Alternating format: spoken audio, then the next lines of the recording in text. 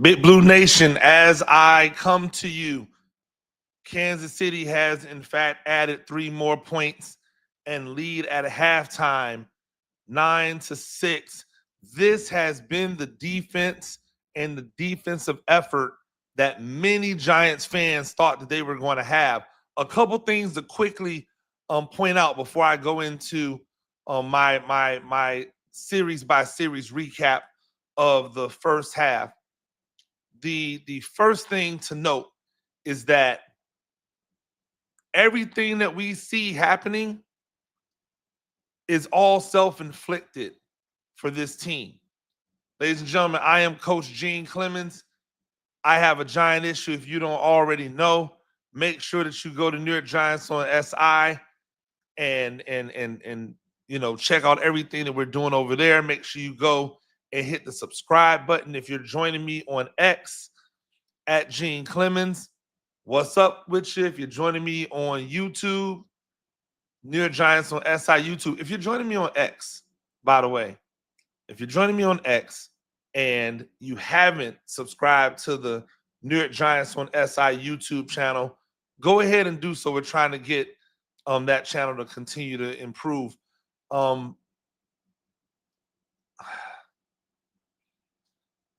I don't want to hear another person say another word about Kayvon Thibodeaux.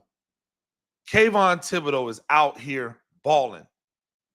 And it made me think about it, right? It made me think about why last year was last year. And I alluded to it a couple of times.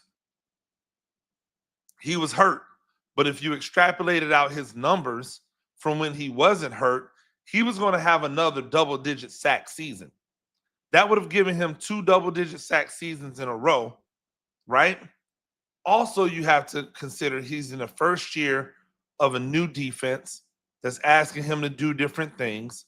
And now in the second year of that same defense, he's starting to flourish again like we saw him flourish in the last defense in the second year in that defense. I don't want to hear another word about Kayvon Thibodeaux.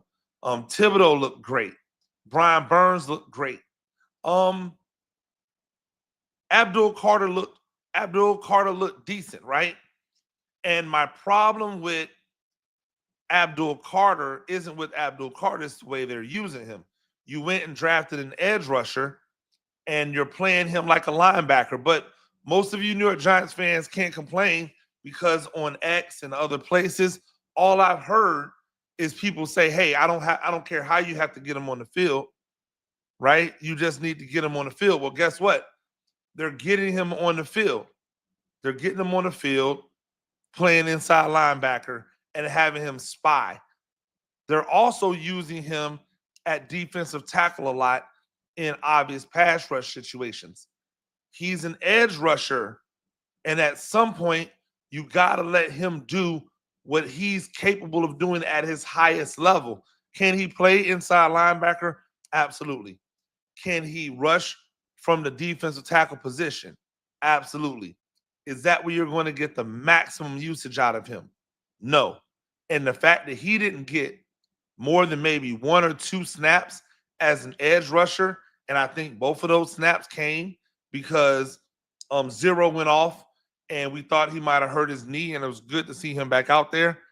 That's a shame, right? That's a shame.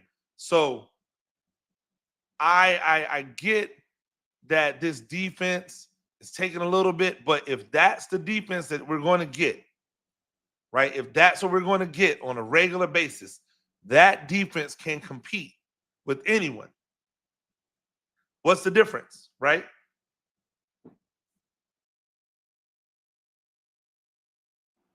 What's the difference? What's made it so good today as opposed to the last few weeks? Well, if you really look at it against Washington, against the pass, it wasn't bad. Against the rush, it was bad. Kansas City just has not run the ball. I don't know why Kansas City hasn't run the ball, but Kansas City has chosen the quick pass in order to beat this Giants defense. And the problem there is that the Giants defense is a bend but don't break type of style defense So if you're dinking and dunking, it's going to make sure that you have to be perfect in order to score. They're not perfect, they're off, and so they're not scoring. Let's hope that they don't get it together. But they haven't even tried the run game. They gave the ball to Pacheco a few times, and Pacheco actually like ran well, and then they just stopped giving the ball to Pacheco. So I don't know what Kansas City is doing with the rushing attack, but thank you, Kansas City. Don't run the ball. Like, that's going to be better for the Giants. In the passing game, especially at the end, the defensive secondary just got a little too anxious. Drew Phillips, like, I know people love him, and you should love him. He's a really like aggressive, really strong nickel guy, but he's not sticky. He's not going to be a guy you should be asking to play in to play like man to man for long periods of time. Um that's not going to be his way. So like I think you have to bring in more guys to cover if that's what you want him to do. But I do like him being in, and I like going to a dime package where he essentially moves in as the second linebacker and gives them the opportunity to work from there. I like that as well. I want to go through my notes from the first half because I made sure to keep really good notes. Number one, it's time, ladies and gentlemen. The Graham Gano experiment is over. Like, we cannot continue to have to live through games where you don't have a kicker because Graham Gano like hurts a hamstring or hurts a quad or hurts a groin in pregame, right?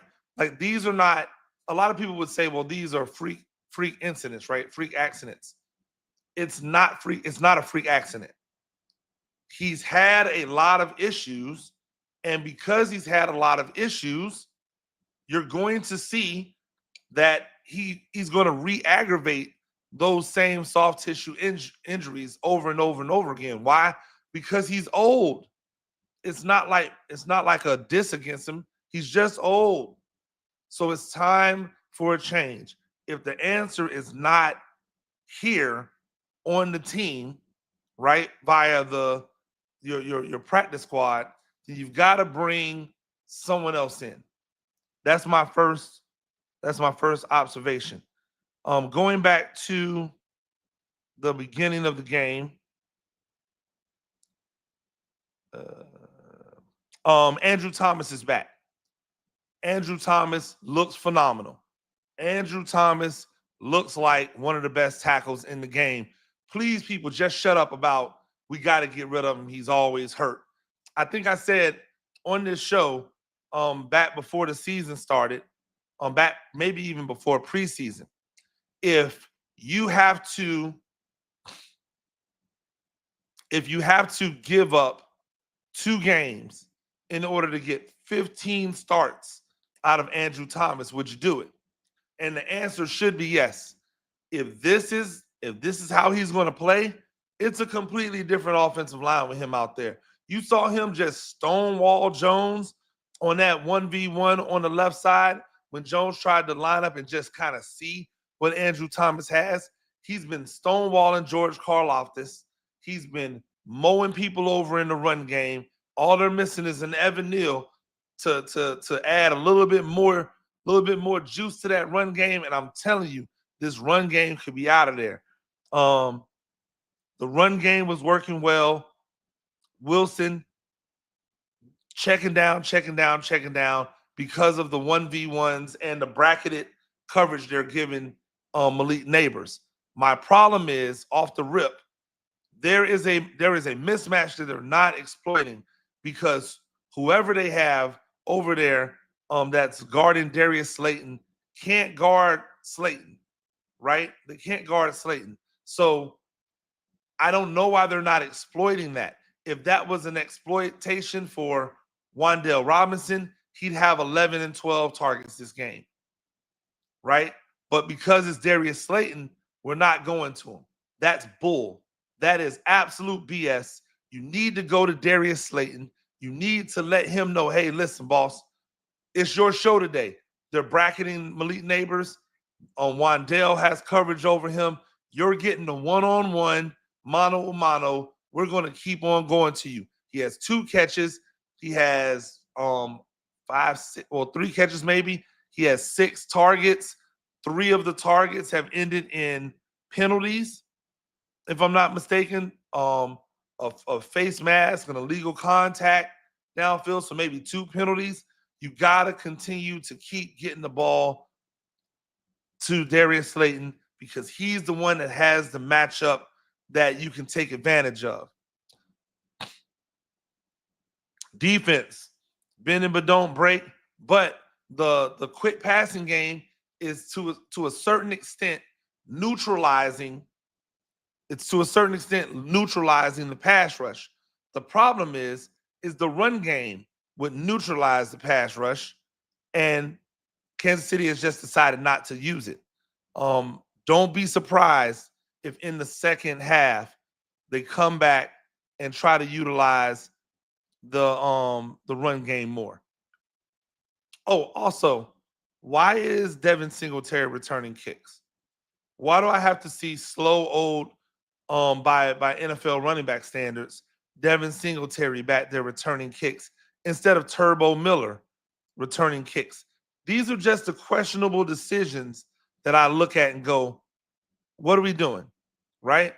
I was bummed to see Tyrone Tracy get injured. He was running the ball well. They seem to have a commitment to running the ball now that Andrew Thomas is back. Surprise, surprise. But it was sad to see him go down. It was also great to see Cam Scatterbo come in there and start toting that bit hard, right? I don't think Tyrone Tracy has done anything to lose his job.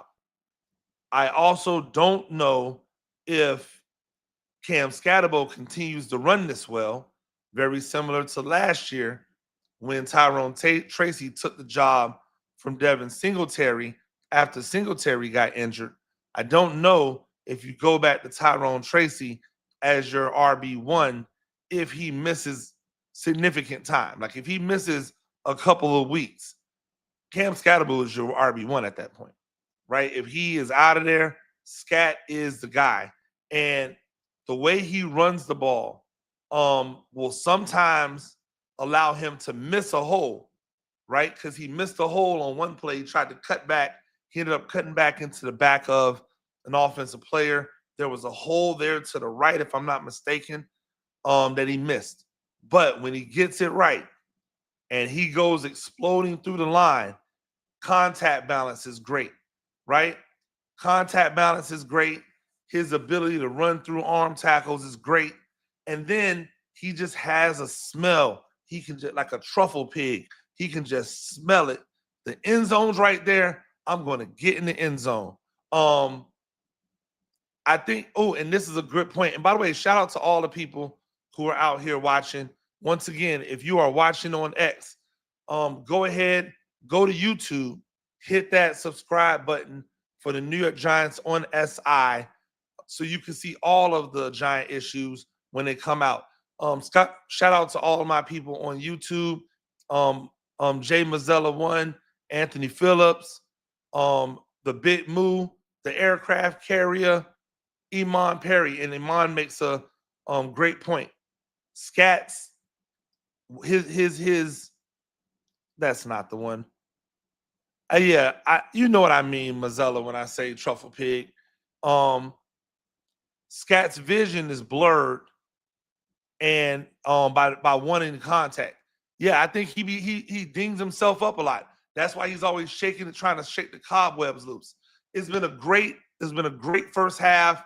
Just as a viewer, it hasn't been great from the standpoint of we should see more points on the board. I'm looking forward to them getting the ball to 18 more. Stop trying to force these balls downfield if there's nothing there, Russell Wilson. Take what they're going to give you, and what they're giving you right now is scat. To everybody, make sure you go to New York Giants on SI. Check it out. Make sure that you come here to New York Giants on SI YouTube channel. hit the subscribe button. Catch me on Monday for a new episode of A Giant Issue. The third quarter is already started. Guess what the first play was from Kansas City? It was a running play. Expect to see that going forward. Until next time, I'm Coach Gene Clemons, and I have a giant issue.